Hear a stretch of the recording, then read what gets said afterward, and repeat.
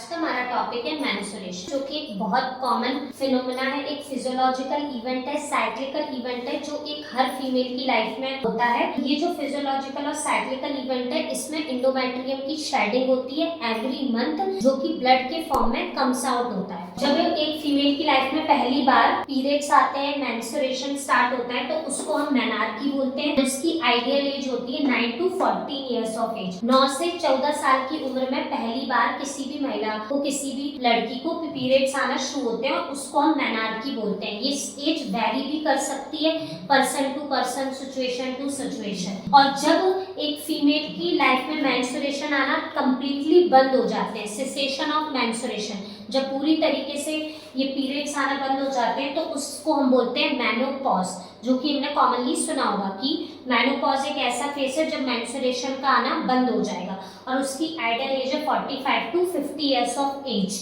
और ये भी अगेन वेरी कर सकती है according to situations and environment. अब मेंस्ट्रुएशन में होता क्या है, उसमें एंडोमेट्रियम की शेडिंग होती है। एंडोमेट्रियम एक लेयर है हमारे यूट्रस की, अलोंग विथ वेजाइनल एपिथेलियम। उसमें कुछ वेजाइनल एपिथेलियम भी होगा, डार्क और अल्टर्ड ब्लड होगा, कुछ ब्लड भी होगा, म्यूकस होगा, प्रोस्टाग्लैंडिन्स एंड बैक्टीरियाज। ये सारा कंपोजिशन मिलकर मेंस्ट्रुअल ब्लड बनाता है, जो कि बॉडी से वेंट आउट होता है।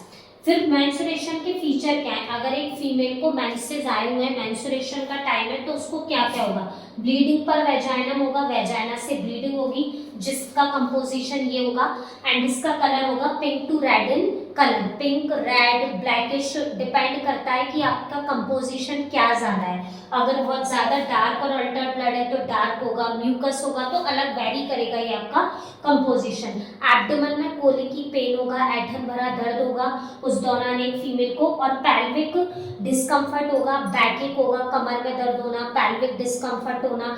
तो एक तरह का डिस्कम्फर्ट होगा क्योंकि आपकी यूट्रस से ये मटेरियल वेंट आउट हो रहा है। उसके बाद वॉमिटिंग एंड डायरिया भी हो सकता है उसके साथ, और ब्रेस्ट में कुछ टेंडरनेस और फुलनेस भी एक फीमेल को फील हो सकती है ड्यूरिंग मेंस्ट्रुएशन। तो ये सारे सिम्टम्स, अगर किसी फीमेल को ये सारे फीचर्स मिल रहे हैं, तो ये सब कुछ इंडिकेट करता है उसकी मेंस्ट्रुअल साइकिल को।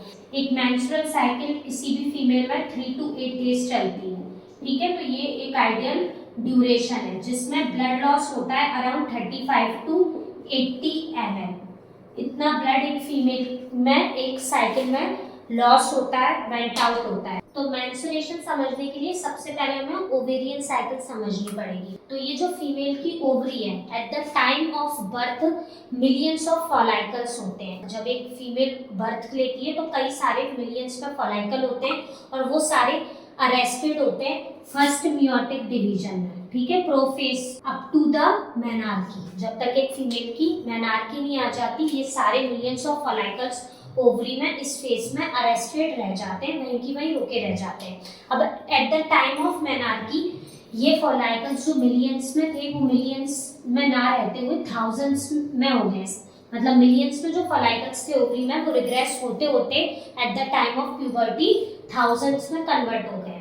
अब जब भी एक फीमेल की मेंस्ट्रुअल साइकिल स्टार्ट होगी, तो सबसे पहले ग्राफियन फॉलाइकल का फॉर्मेशन होगा। मतलब ओवेरियन साइकिल का फर्स्ट फेज है फॉर्मेशन, और फिर मैच्योरेशन ऑफ ग्राफियन फॉलाइकल। और ये फॉलाइकल्स कहाँ बन रहे हैं? ये सारी प्रोसीजर हो रही है ओवरी के अंदर। ग्राफियन फॉलाइकल हमने 12th क्लास में भी बायोलॉजी में पढ़ा था कि ग्राफियन फॉलाइकल में ग्रैनुलोसा सेल्स होते हैं, ठीक है, कई सारे सेल्स होते हैं, थीका इंटरना, एक्सटर्ना, ऐसी लेयर्स होती हैं, कोरोना रेडिएटा होता है। ये सारा बेसिक जो हमने बायोलॉजी में पढ़ा है फॉलाइकल के बारे में, कि इस तरीके से फॉलाइकल होता है, उसमें एक फ्लूइड फिल्ड कैविटी होती है, और ये oocyte होता है जो कि मियोटिक डिवीजन में फंसा हुआ है, अभी इसका फर्दर डिवीजन नहीं हुआ है। तो इस तरीके का कुछ ग्राफियन फॉलाइकल होता है जिसमें कई सारे ग्रैनुलोसा सेल्स होते हैं, theca interna, theca externa, corona radiata, ठीक है, फ्लूइड फिल्ड कैविटी होती है, और oocyte होता है। ये एक मैच्योर फॉलाइकल है जिसमें सारी चीजें हैं जो भी मैंने अभी टर्म्स यूज किए, granulosa cell, theca interna, corona radiata.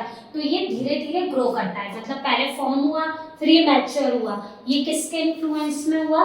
FSH के इन्फ्लुएंस में, फॉलिकल स्टिमुलेटिंग हार्मोन। हमारी इंटीरियर पिट्यूटरी ग्लैंड से एक हार्मोन रिलीज होता है, फॉलाइकल स्टिमुलेटिंग हार्मोन, जो कि ओवरी को मैसेज देता है और ओवरी फॉलाइकल्स का फॉर्मेशन करती है। जब ये फॉलाइकल का फॉर्मेशन होता है और ये फुली मैच्योर जो फॉलाइकल होता है, इससे रिलीज होता है ईस्ट्रोजन, जैसे कि हम सभी जानते हैं एक फीमेल हार्मोन है। ये ईस्ट्रोजन की इन्फ्लुएंस में हमारे यूट्रस में चेंजेस आते हैं, मतलब ओवरी में जो फॉलाइकल फॉर्म हो रहा है वो एफएसएच के इन्फ्लुएंस में हो रहा है। एफएसएच आ रहा है इंटीरियर पिट्यूटरी से, और जब ये फॉलाइकल की ग्रोथ होगी, इसका फॉर्मेशन होगा, तो इससे ईस्ट्रोजन रिलीज होगा और ये ईस्ट्रोजन की प्रेजेंस में हमारी यूट्रस में चेंजेस आएंगे, जो हम यूट्राइन साइकिल जब पढ़ेंगे तब समझेंगे कि ईस्ट्रोजन की इन्फ्लुएंस में क्या क्या चेंजेस आ रहे हैं यूट्रस में। पर ईस्ट्रोजन कब रिलीज हो रहा है? जब फॉलाइकल का फुल्ली डेवलपमेंट हो रहा है। जब हमें ओवरी में क्या हो रहा है ये समझ में आएगा, तब हमें समझ में आएगा कि यूट्रस में क्या चेंजेस आ रहे हैं और कैसे आ रहे हैं। तो अब ये फॉलाइकल फुली तरीके से डेवलप हो गया, इससे ईस्ट्रोजन रिलीज हो गया, और जब ईस्ट्रोजन अपने पीक लेवल पे होगा, ठीक है, जब फॉलाइकल फुली डेवलप होगा तब पीक लेवल पे होगा। ऑब्वियस सी बात है, जब ये छोटा था, अगर ऐसे में देखूं ये स्मॉल, फिर ये इस तरीके से ये फॉलाइकल की ग्रोथ है फॉर एग्जांपल, ठीक है। तो इसमें से कुछ अमाउंट ऑफ ईस्ट्रोजन रिलीज हो रहा है, इससे थोड़ा और ज्यादा, इससे थोड़ा और ज्यादा, फिर और ज्यादा, फिर और ज्यादा, तो इस तरीके से ईस्ट्रोजन रिलीज बढ़ता जा रहा है। तो जब ईस्ट्रोजन का रिलीज अपने पीक पे होगा, जब फॉलाइकल फुली डेवलप होगा, फुली मैच्योर होगा, जब भी ईस्ट्रोजन, ये बहुत इंपॉर्टेंट टर्म है, ये काफी बार क्वेश्चंस भी इससे आते हैं कि ईस्ट्रोजन अपने पीक पे होता है तब एलएच सर्ज होता है। एलएच सर्ज मतलब इंटीरियर पिट्यूटरी को मैसेज जाता है कि ईस्ट्रोजन अब अपने पीक लेवल पे है। जब ईस्ट्रोजन पीक लेवल पे होगा तब इंटीरियर पिट्यूटरी एलएच रिलीज करेगी, ल्यूटिनाइजिंग हार्मोन। ये ल्यूटिनाइजिंग हार्मोन ईस्ट्रोजन के पीक से रिलीज हो रहा है इंटीरियर पिट्यूटरी से, और ये ओवरी को मैसेज देता है कि फॉलाइकल को रप्चर करो। जब फॉलाइकल रप्चर होगा, फटेगा, तो उससे क्या निकलेगा? ओवा निकलेगा। उस साइड ओवा को कौन कैप्चर करेगा? ये फिंगर लाइक प्रोजेक्शन फिम्बरी। अब क्या हुआ कि ग्राफियन फॉलाइकल मैच्योर हुआ, ईस्ट्रोजन अपने पीक पे आया, फिर एलएच से ओव्यूलेशन हुआ, ओव्यूलेशन से फिम्बरी ने इसको पकड़ लिया। अब ये कैसे? जैसे ये मैंने आपको समझाने के लिए बनाया, पर ये एक्चुअली स्ट्रक्चर कैसा रहेगा? यहाँ पर है ये ओवरी, और ये इसको इस तरीके से पकड़ रहा है, या इसको इस तरीके से, ये अलग अलग होते हैं स्ट्रक्चर। ये सिर्फ मैंने आपको समझाने के लिए बताया कि यहाँ पे ये ओवा में एक्टिविटी हो रही है और ये फिम्बरी ने इसको यहाँ पे पकड़ा हुआ है, ठीक है। जब फिम्बरी इसको कैप्चर कर लेगी तो उस फेज को हम बोलेंगे कि ओवुलेशन हुआ, ग्राफियन फॉलाइकल से ओवा निकला और फिम्बरी ने इसको पकड़ लिया, और अब ये कहाँ पर आ गया? यहाँ पर ये फिंगर लाइक प्रोजेक्शंस थे, ये ओवा कैप्चर कर लिया। अगर इस तरीके से हम देखें तो ये ओवा यहाँ से कैप्चर हुआ, अभी फर्दर धीरे धीरे प्रोसेस करके ये यूट्रस में जाएगा। ये पूरा ट्रैक फैलोपियन ट्यूब का वो ट्रेवल करके यूट्रस में जाएगा। अब यहाँ पर अगर ओव्यूलेशन हो गया, फैलोपियन ट्यूब में ओव्यूलेशन हो गया, सॉरी, अब अगर फर्दर ओव्यूलेशन यहाँ पर हो गया, फिम्बरी ने इसको ओवा को यहाँ से पकड़ लिया, ठीक है, और ये फॉलाइकल्स यहाँ पे ओवरी में बन रहे थे, फिम्बरी ने इसको पकड़ लिया। अब ये जो ओवा है ये ट्रैवल करके यूट्रस तक जाएगा, पर अगर उससे पहले फर्टिलाइजेशन हो जाता है, ठीक है। अब जैसे ही फॉलाइकल रप्चर हुआ, ओवम रिलीज हुआ, तो प्रोजेस्टेरॉन रिलीज होने लगेगा। जैसे ही ये जो रप्चर्ड फॉलाइकल है, उस रप्चर्ड फॉलाइकल कन्वर्ट हो जाएगा कॉर्पस ल्यूटियम में। जो फॉलाइकल रप्चर हो चुका था, जो बचा हुआ मटेरियल है, ग्रैनुलोसा, सैलोथीका, एक्सटर्मेंटम है, ये सब कॉर्पस ल्यूटियम में कन्वर्ट हो जाएंगे और ये सब यहाँ से रिलीज करेंगे प्रोजेस्टेरॉन। अब पहले जो ओवरी ईस्ट्रोजन रिलीज कर रही थी मैच्योर ग्राफियन फॉलाइकल के इन्फ्लुएंस में, अब वो ओवरी प्रोजेस्टेरॉन रिलीज कर रही है। वो ओवरी प्रोजेस्टेरॉन रिलीज कर रही है, कॉर्पस ल्यूटियम प्रोजेस्टेरॉन रिलीज कर रहा है। यहाँ पे हमारा है ओवा, ठीक है। ओवा जो है वो वेट कर रहा है स्पर्म्स का। अगर प्रोसेस ऑफ फर्टिलाइजेशन हुआ और यहाँ पर स्पर्म्स एंटर करते हैं, तो ये स्पर्म ट्रैवल करके फैलोपियन ट्यूब में जाएंगे, ठीक है, और यहाँ पर हो जाएगा फर्टिलाइजेशन।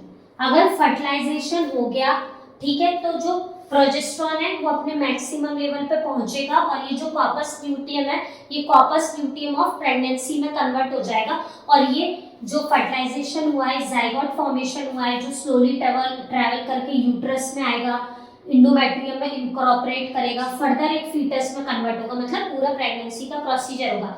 तो जब तक यहाँ पे प्लासेंटा नहीं बन जाता, प्लासेंटा जो कि एक फीमेल में हेल्प करता है फीटस की ग्रोथ के लिए, फीटस को ग्रोथ करने के लिए फर्दर 9 मंथ एक फीमेल की बॉडी में सरवाइव करने के लिए प्लासेंटा की जरूरत होती है। प्लासेंटा फर्दर वो हार्मोन्स रिलीज करता है जो प्रेगनेंसी को मेंटेन करके रखता है, उसमें से एक हार्मोन है प्रोजेस्टेरोन।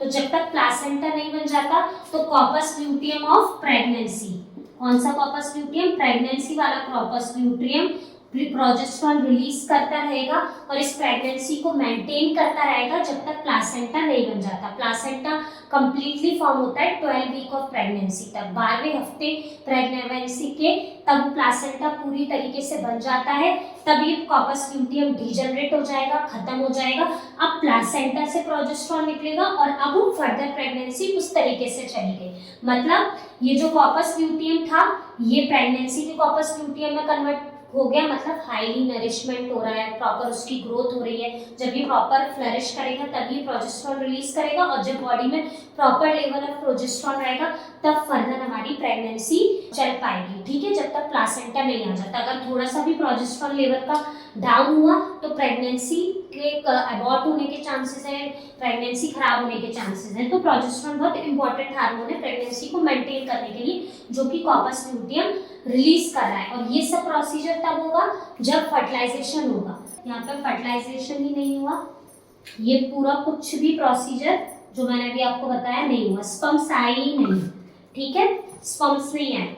यहाँ पे ये फिंगर लाइक प्रोजेक्शन, फिम्बरी जो फैलोपियन ट्यूब का पार्ट है, और ये जो ओवरी है, ओवरी से ओवा आया, ठीक है, पर यहाँ से स्पर्म्स नहीं है। ठीक है, जब स्पर्म्स नहीं आए तो कोई भी फर्टिलाइजेशन का प्रोसीजर नहीं होगा। 2 to 3 डेज ओवा रिलीज होने के बाद 2 to 3 डेज वेट करता है स्पर्म्स का कि शायद फर्टिलाइजेशन का प्रोसेस होगा, शायद स्पर्म्स आएंगे, शायद जाइगोट फॉर्मेशन होगा। और 2 to 3 डेज तक फर्दर कॉर्पस ल्यूटियम रिलीज करता है प्रोजेस्टेरोन को। ठीक है, after rupturing of the Graafian follicle ये फर्दर प्रोजेस्टेरोन रिलीज होता है प्रेगनेंसी के वेट के लिए, स्पर्म के वेट के लिए। बट अगर ऐसा नहीं होता है, स्पर्म्स नहीं आते, फर्टिलाइजेशन नहीं होता, तो ये डीजनरेट होना शुरू कर देता है, कॉर्पस ल्यूटियम डीजनरेट होना शुरू कर देता है। ठीक है, ईस्ट्रोजन का लेवल तो पहले ही डाउन था क्योंकि ग्राफियन फॉलाइकल रप्चर हो चुका है, पर ओवरी में बहुत सारे और फॉलाइकल है। अगर यहाँ भी देखें तो यहाँ भी बहुत सारे और फॉलाइकल है। दोनों ओवरी में बहुत सारे थाउजेंड्स में फॉलाइकल है, पहले मिलियन में थे, अब थाउजेंड्स में फॉलाइकल है। दोनों ही ओवरी में लगातार फॉलाइकल्स का फॉर्मेशन और मैच्योरेशन हो रहा है, तो कहीं ना कहीं इनसे ईस्ट्रोजन रिलीज हो रहा है। पर जब एक ग्राफियन फॉलाइकल रप्चर हुआ तो ईस्ट्रोजन का लेवल थोड़ा सा डाउन हुआ, पीक था, पर एलएच सर्ज आया, तो एलएच सर्ज के बाद कॉर्पस ल्यूटियम फॉर्म हुआ, ग्राफियन फॉलाइकल रप्चर हुआ, ईस्ट्रोजन का लेवल डाउन हुआ, प्रोजेस्टेरोन का लेवल हाई हुआ। पर अब जब ये ओवा स्पर्म का वेट करता है और स्पर्म नहीं आता है तो यहाँ पे ये ओवा डीजनरेट होने लगता है। ठीक है, प्रोजेस्टेरोन का जो लेवल अपने पीक लेवल पे था इस वेट में कि स्पर्म्स आएंगे और फर्टिलाइजेशन होगा, वो भी डाउन हो गया। अब प्रोजेस्टेरोन का लेवल भी डाउन है, ऑलरेडी ईस्ट्रोजन का लेवल भी डाउन है। तो ये जो इंडोमेट्रियम की ग्रोथ हुई है, ठीक है, इस month in weight of zygote, in weight of pregnancy, वो भी डीजनरेट होने लगेगी। डीजनरेट क्यों? क्योंकि प्रोजेस्टेरोन डाउन है, ईस्ट्रोजन ऑलरेडी डाउन है। तो ये जो ओवेरियन हार्मोन्स है, ओवेरियन हार्मोन्स क्यों? क्योंकि ये प्रोजेस्टेरोन और ईस्ट्रोजन दोनों ही ओवरी से निकल रहे हैं, तो ये दोनों ओवेरियन हार्मोन्स का लेवल फॉल डाउन हुआ। तो ये सारी चीजें ओवा अलॉन्ग विथ इंडोमेट्रियम, जो भी ब्लड वेसल्स, ग्लैंड्स, जो भी फॉर्मेशन हुआ था in need of pregnancy, need of fertilization, वो सब कुछ डीजनरेट होने लगेगा। और जब ये सब कुछ डीजनरेट होगा तो ये ब्लड के फॉर्म में वेंट आउट हो जाएगा। तो ये सारे चेंजेस हुए ओवरी में, जिसका इम्पैक्ट किस पे आया? यूट्रस में, जो हम यूट्रस में और फर्दर समझने की कोशिश करेंगे यूट्राइन साइकिल में। पर ओवेरियन साइकिल में क्या हुआ? पहले फॉलाइकल्स बने, ये सब कुछ साइमल्टेनियसली चल रहा है। थाउजेंड्स ऑफ फॉलाइकल्स यहाँ है, थाउजेंड्स ऑफ फॉलाइकल्स यहाँ पे थाउजेंड्स ऑफ फॉलाइकल्स है, तो साइमल्टेनियसली ये प्रोसेस चल रहा है। ऐसा नहीं है कि कोई एक ही फॉलाइकल ग्रोथ कर रहा है हर महीने, साइमल्टेनियसली कई सारे फॉलाइकल्स में ग्रोथ हो रही है, जिसकी वजह से हम आगे पढ़ते हैं कि कई बार दोनों ही ओवरी से फॉलाइकल रप्चर हो गया या एक साथ 2 फॉलाइकल रप्चर हुए तो हमें ट्विन प्रेगनेंसी देखने को मिलती है। ठीक है, जो बिल्कुल अनआइडेंटिकल ट्विंस होते हैं, उसका रीजन यही होता है, जब हम आगे पढ़ेंगे, कि कभी ऐसा भी होता है कि दोनों ही ओवरी से फॉलाइकल रप्चर हो गया या एक ओवरी से दो फॉलाइकल रप्चर हो गए। ऐसा कुछ फिक्स नहीं है कि एक ही फॉलाइकल रप्चर होगा, क्योंकि कई सारे फॉलाइकल है, तो ये सब साइमल्टेनियसली चल रहा है। तो फॉर्मेशन ऑफ, मैच्योरेशन ऑफ, ये हम स्टेजेस पढ़ते हैं समझने के लिए कि पहले फॉलाइकल ग्राफियन फॉलाइकल में कन्वर्ट होगा और फिर वो रप्चर होगा। जब वो रप्चर होगा तो वो LH सर्च जब आएगा, LSH रिलीज होगा, ल्यूटिनाइट स्टिमुलेटिंग हार्मोन, तब ओव्यूलेशन होगा। ओव्यूलेशन होगा तो ओवा आएगा, उसको फिमरी कैप्चर करेगी ओवरी से, एंड फिर अगर फर्टिलाइजेशन हुआ तो कॉर्पस लूटियम 12 वीक तक मेंटेन रहेगा। फर्टिलाइजेशन नहीं होगा तो ये डिजेनरेट हो जाएगा और ओवेरियन हार्मोन्स फॉल डाउन हो जाएंगे।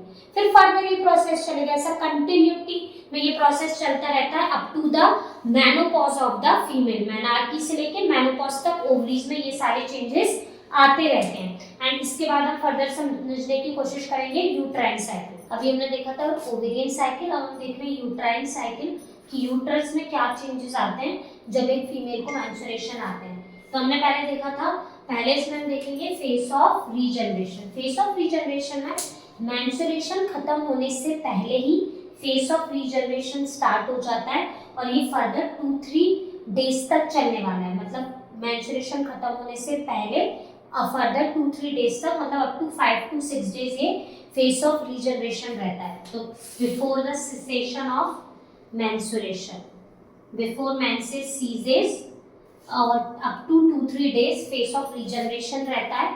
यहाँ पे क्या होता है, जो बेसल लेयर होती है इंडोमेट्रियम की, वो फर्दर धीरे धीरे ग्रो करती है, ठीक है, और ब्लीडिंग को कंट्रोल करने की कोशिश करती है। और अभी इंडोमेट्रियम की जो थिकनेस है वो 2 mm की रहेगी। यहाँ पे इंडोमेट्रियम की जो बेसल लेयर है दोबारा से रिजनरेट करने की कोशिश कर रही है मेंस्ट्रुएशन के खत्म होने से पहले अप टू 2-3 डेज फर्दर, ठीक है, इसलिए इसकी थिकनेस अब 2 mm है, ठीक है। Face of पॉलीफ्रेशन, face of proliferation में क्या होगा, जैसा कि मैंने पहले बताया था ओवेरियन साइकिल में कि ओवरी में ग्राफियन फॉलाइकल फॉर्मेशन हो रहा है, मैच्योरेशन हो रहा है, और एक फॉलाइकल के डेवलपमेंट से, मैच्योरेशन से ईस्ट्रोजन रिलीज होता है। जब ईस्ट्रोजन रिलीज होगा ओवरी से, तब ये यूट्रस पे प्रोलिफरेशन लेके आएगा, ग्रोथ लेके आएगा। फर्दर एंडोमेट्रियम की ग्रोथ होगी, फर्दर ग्लैंड्स फॉर्मेशन होगा, ब्लड वेसल्स फॉर्म होगी, फुली डेवलपमेंट होगा इंडोमेट्रियम का दोबारा इन द फेस ऑफ पॉलीफ्रेशन, जो कि 14 डेज तक अब फर्दर चलने वाला है। मतलब 4 to 5th डे से लेकर फर्दर 14वें दिन तक पॉलीफ्रेशन वाला फेज चलेगा। और यहाँ पे इंडोमेट्रियम की मैक्सिमम थिकनेस होगी up to 8 to 10 mm। 8 to 10 mm endometrium thick होगी इन फेस ऑफ पॉलीफ्रेशन। ये इंडोमेट्रियम थिक हो जाएगी, इसकी मार्क्ड थिकनेस आएगी, इसमें नए नए ग्लैंड्स बनेंगे, दोबारा से ब्लड वेसल्स का फॉर्मेशन होगा, इंडोमेट्रियम की पॉलीफ्रेशन होगा, ये सब कुछ होगा फेस ऑफ पॉलीफ्रेशन में under the influence of oestrogen, जो कि ओवरी में आ रही है, और ओवरी में से ये ईस्ट्रोजन रिलीज हो रहा है due to the formation and maturation of Graafian follicle. अब ये 14th डे तक चला फेस ऑफ पॉलीफ्रेशन। अब जब ईस्ट्रोजन अपने मैक्सिमम लेवल पे होगा तब इंटीरियर पिट्यूटरी से LH आएगा और फॉलाइकल को रप्चर कराएगा। जब फॉलाइकल रप्चर होगा तो जो बचा कुचा पार्ट है फॉलाइकल का, ठीक है, that is theca interna, granulosa cell, ये सब कन्वर्ट हो जाएगा कॉर्पस लूटियम में, और वो रिलीज करेगा प्रोजेस्टेरॉन, जो कि हमने ओवेरियन साइकिल में देखा था कि जब फॉलाइकल रप्चर होगा तो वो तब रप्चर होगा जब ल्यूटिनाइजिंग हार्मोन आएगा इंटीरियर पिट्यूटरी से, जो ओवरी से फॉलाइकल को रप्चर करवाएगा, ओवा निकलेगा।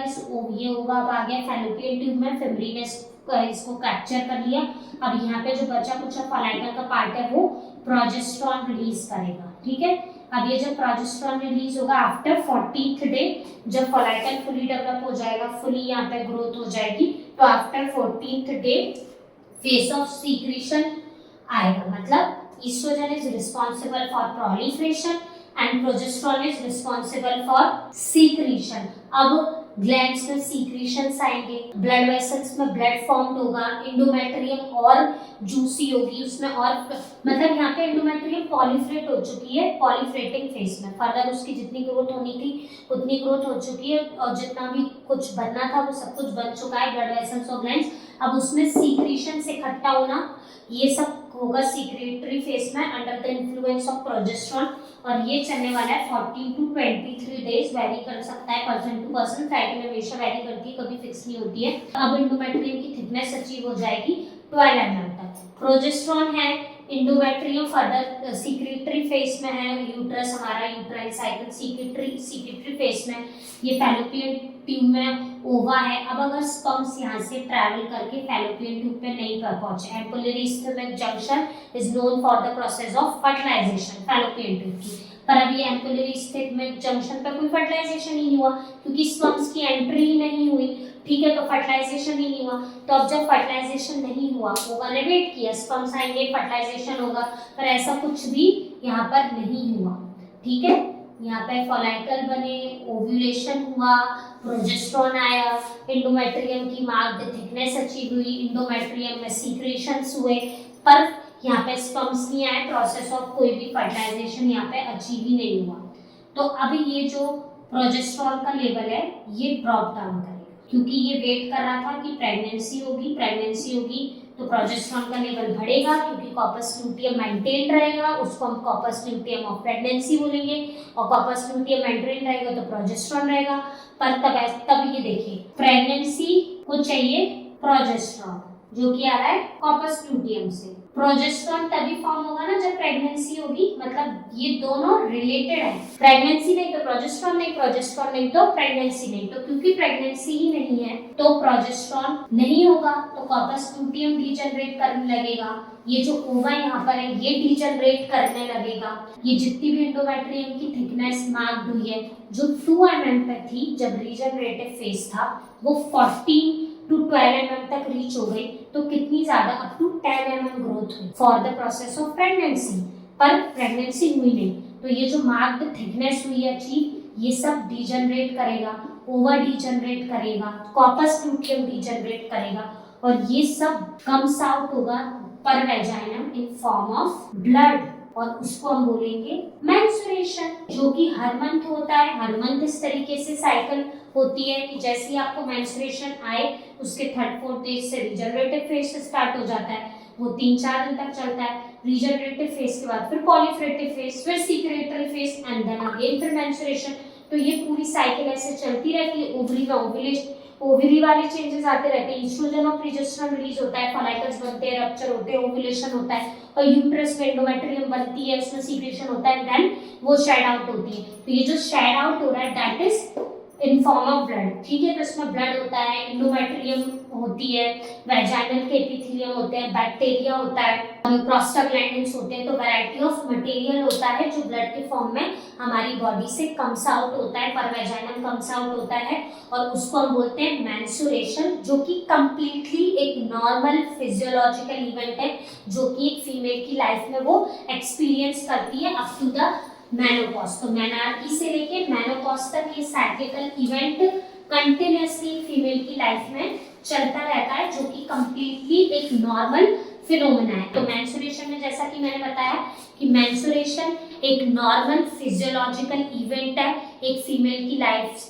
टाइम में जो होता है, मेनार्की से लेके, जब मेनार्की मतलब जब उसको फर्स्ट टाइम मेंस्ट्रुएशन आया अप टू मेनोपॉज, ये इवेंट कंटिन्यू रहता है। कुछ ओवरीज में चेंजेस होते हैं, कुछ यूट्रस में चेंजेस होते हैं जो कि इंटरकनेक्टेड होते हैं, और ये जितना भी पूरा प्रोसेस है ये होता है for the sake of pregnancy, ठीक है। ये जितना भी यूट्रस की ग्रोथ हो रही है, सीक्रेशन हो रहा है, पॉलीफ्रेशन हो रहा है, ये एक फीमेल यूट्रस को हर महीने प्रिपेयर किया जाता है फॉर द प्रेगनेंसी। पर जब प्रेगनेंसी अचीव नहीं होती तो it comes out in form of blood and it's completely normal phenomena. ये कोई एक डिसीज नहीं है, एक नॉर्मल फिनोमेना है, और इसमें क्योंकि इतने सारे हार्मोनल चेंजेस आ रहे हैं, इंडोमेट्रियम की शेडिंग हो रही है, ब्लड वेंट आउट हो रहा है बॉडी से, तो इस वजह से फीमेल को बैकएक होना, पैल्विक डिस्कम्फर्ट होना, एब्डोमेन में पेन आना, ठीक है, ये सब कुछ कॉमन है। कई बार सिस्टमैटिक चेंजेस जैसे कि डायरिया, वॉमिटिंग, हेडेक, डिजीनेस, ये सब कुछ कंप्लीटली नॉर्मल है। Person to person, female to female vary करता है, उसके सर्कमस्टेंसेस के अकॉर्डिंग, सिचुएशन के अकॉर्डिंग, उसकी साइकी के अकॉर्डिंग ये सारे सिम्टम्स वेरी करते हैं मेंस्ट्रुएशन के दौरान, जो कंप्लीटली नॉर्मल है। जब तक ये सिम्टम्स इतने ज़्यादा सीवियर ना हो कि वो अपनी लाइफस्टाइल उसकी अगर हैम्पर ना हो रही हो, अगर सिम्टम्स ऐसे हैं कि वो अपना day to day activity female कर पा रही है, तो it's completely fine, completely normal. पर अगर सिम्टम्स इतने ज़्यादा वर्स हो गए, बहुत ज़्यादा डायरिया, वॉमिटिंग रहता है किसी को, या सीवियर पेन है, या ब्लीडिंग बहुत ज़्यादा है, ठीक है, ब्लीडिंग बहुत ज़्यादा है, हम कैसे असेस करेंगे? अगर किसी फीमेल को 3 to 4 पर डे पैड्स लग रहे हैं तो इट्स नॉर्मल। पर अगर उसको मोर देन 4 पैड्स लग रहे हैं ना डे, एंड वो मोर देन 3 to 5 डेज ऐसे एक्सटेंड कर रहा है, तो फिर वो एबनॉर्मल है, वो नॉर्मल नहीं है। तो अगर किसी को ब्लीडिंग बहुत ज़्यादा हो रही है, या उसको बहुत ज़्यादा डायरिया वॉमिटिंग है, या बहुत डिजीनेस रहता है, या एब्डोमेन या बैक के कितना ज़्यादा होता है कि उसकी day to day activity hampered हो रही है, तब हमें उसमें मेडिकल हेल्प लेनी चाहिए। एंड स्पेशली होम्योपैथी में बहुत अच्छी मेडिसिन है इन सारी कंडीशंस में इंडिकेटेड। अगर किसी फीमेल को पहली बार मेंस्ट्रुएशन आते हैं, मतलब वो मेनार्की वाले फेस में, जब कोई भी फीमेल मेनार्की वाले फेस में आती है तो उसके हार्मोन सेटल नहीं होते, जिसकी वजह से मेंस्ट्रुएशन डिस्टर्ब रहते हैं, गैप दे दे के आते हैं, या फिर जल्दी जल्दी आते हैं, या बहुत ज़्यादा आते हैं। तो उसको सेटल करने के लिए अशोका मदर टिंचर बहुत मिरेक्युलस इफेक्ट प्रोड्यूस करता है। अशोका का मदर टिंचर, एक फीमेल जो कि मेनार्की में है और उसकी मेंस्ट्रुअल साइकिल डिस्टर्ब चल रही है, इसको यूट्रस टॉनिक भी कहते हैं। किसी फीमेल को ब्लीडिंग बहुत ज़्यादा है, बहुत एक्सेसिव ब्लीडिंग है, अनकंट्रोल्ड ब्लीडिंग है, ये सारी वो मेडिसिन है जो हम वन लाइन सिम्टम पे दे सकते हैं। हमें बहुत ज़्यादा पेशेंट के सिम्टम अगर नहीं मिल रहे हैं तब हम ये मेडिसिन कुछ टाइम के लिए दे सकते हैं। मिलीफोलियम का मदर टिंचर है, मिलीफोलियम का मदर टिंचर के भी मिरेक्युलस इफेक्ट है अगर किसी फीमेल को बहुत ज़्यादा एक्सेसिव ब्लीडिंग हो रही है, ठीक है। और अगर हमने 2-3 महीने दिया, उसकी ब्लीडिंग नॉर्मल हो गई, तो इट्स कम्प्लीटली फाइन। बट उसको रिपीटेडली ऐसा हो रहा है तो फिर हमें उसके कुछ इन्वेस्टिगेशन करवाने चाहिए और ये देखना चाहिए कि कुछ पैथोलॉजी तो नहीं, सिर्फ फिजियोलॉजिकल चेंजेस की वजह से उसका ब्लीडिंग में अल्टरेशन आया, तब हम मिलीफोलियम दे सकते हैं। बट अगर कुछ पैथोलॉजी है तो हमें उसके अकॉर्डिंगली ट्रीट करना पड़ेगा। मैंने जैसे कि बोला, मेंस्ट्रुएशन एक फिजियोलॉजिकल इवेंट है, तो फिजियोलॉजिकल चेंजेस आ रहे हैं, साइकिल हमेशा चेंज होती रहती है फीमेल की, कभी फिक्स नहीं रहती। तो उसमें अगर कुछ चेंजेस ऐसे आ रहे हैं जो फीमेल की डे टू डे एक्टिविटी को हैम्पर्ड कर रहे हैं, तो फिर हम उसको इस तरीके के मदर टिंचर दे सकते हैं। अगर किसी को बहुत ज़्यादा, ये बहुत कॉमन मेडिसिन है जो होम्योपैथी में यूज होती है, कुछ एक्सक्लूसिव नहीं बता रही हूँ मैं, पर हमें पता होनी चाहिए। तो बहुत ज़्यादा एब्डोमेन पेन रहता है तो मैकफॉस, कोलोसेंट, डायस्कोरिया, अगैरिकस, ये सारी medicine. Cimicifuga is well known for pain, कोले की pain during pregnancy, dioscorea. Menstruation के दौरान अगर किसी को बहुत ज़्यादा पेन होता है तो according to the current symptom of the patient female, ये इस तरीके की उसको होम्योपैथिक मेडिसिन दे सकते हैं उसके पेन को सबसाइड करने के लिए। उसको अगर डायरिया है तो ammonium carb is indicated, ammonium mur is indicated, या उसको वॉमिटिंग सेंसेशन है तो ipecac is indicated, tabacum is indicated according to the again symptom. Variety of medicine हैं जो होम्योपैथी में इंडिकेटेड है मेंस्ट्रुएशन के दौरान, जिनका बहुत ज़्यादा इफेक्टिव रिजल्ट है, जो कि बहुत ज़्यादा साइकिल, कुछ भी हार्मोनल नहीं है, साइकिल को कोई इफेक्ट नहीं करने वाली, और फीमेल को आराम भी आने वाला है। और स्पेशली मैं इसमें एक वन लाइन और नोट करना चाहूँगी, मेंस्ट्रुएशन के दौरान फीमेल को ब्लड लॉस होता है, किसी फीमेल को बहुत ज़्यादा ब्लड लॉस होता है, और because of lack of education, lack of knowledge, हमारे को पता ही नहीं होता कि ब्लड लॉस एक्सेसिव है, तो उसकी वजह से फीमेल बहुत ज़्यादा एनीमिक हो जाती है। तो आई पर्सनली एडवाइस कि आपको ये पता होना चाहिए कि ब्लड लॉस बहुत ज़्यादा तो नहीं हो रहा, अगर हो रहा है तो उसको भी कंट्रोल करें और अपनी डाइट और न्यूट्रिशन बहुत अच्छा रखें, जिससे कि आप एनीमिया की तरफ ना जाएं। इसलिए फीमेल्स में एनीमिया बहुत ज़्यादा कॉमन होता है। तो ये एक इन जनरल इंट्रोडक्शन था मेंस्ट्रुएशन को लेके। Thank you, I hope you like this video, thanks for watching.